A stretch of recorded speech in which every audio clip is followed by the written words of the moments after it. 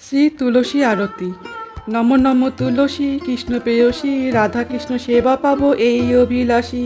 যে তোমার শরণ লয় তার বাঞ্ছা পূর্ণ হয়, কৃপা করি করো তারে বৃন্দাবনবাসী। মোর এই অভিলাষ বিলাসকুঞ্জে দিয় বাস, নয়ন হেলিব সদা যুগল রূপরাশি। এই নিবেদন ধরো সখীর অনুগত করো, সেবা অধিকার দিয়ে করো নিজ বাস দাসী।